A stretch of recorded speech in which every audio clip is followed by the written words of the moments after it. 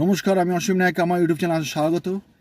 আগের ভিডিওতে বলেছি যে সার্ভিস নিয়ে, এবার সার্ভিসে ব্রেক অয়েল, কুনেল, মোবিল কী ঢালবো, এগুলো ঢালবো আমরা। দেখবেন আমরা যখন ব্রেক অয়েল ঢালবো, ব্রেক অয়েলের যে ক্যাপটা থাকে সেই ক্যাপের ওপর .4.3 লেখা থাকে, ওটাতে লেখা থাকে সাদা ঢালবো না রেড ঢালবো, ওই পয়েন্ট দিয়েই বোঝা যায়।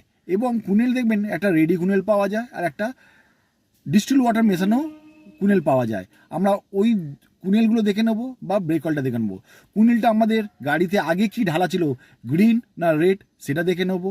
ব্রেক অয়েল কি ঢালা ছিল, হোয়াইট না রেড, সেটা দেখে নেবো। আমরা যদি এগুলো দেখে রাখি তাহলে আমরা রাস্তায় ওয়ার্কশপেই আমরা এগুলো ঢেলে নিতে পারি বা মোবিল চেঞ্জ করে নিতে পারি। এতে কোনো ভয় হবে না বা কোনো টেনশন হবে না বা গাড়ি কোনো ক্ষতি হবে না। এইটা মাথায় রাখবেন বা খেয়াল রাখবেন, দেখবেন আমাদের গাড়ি সবসময় আমাদের ঠিক টাইম আমাদের সার্ভিস হচ্ছে বা আমাদের সার্ভিস কমপ্লিটও করতে পারছি। পাশে থাকবেন, সাথে থাকবেন, লাইক করুন, সেরকম। থ্যাংক ইউ, নমস্কার।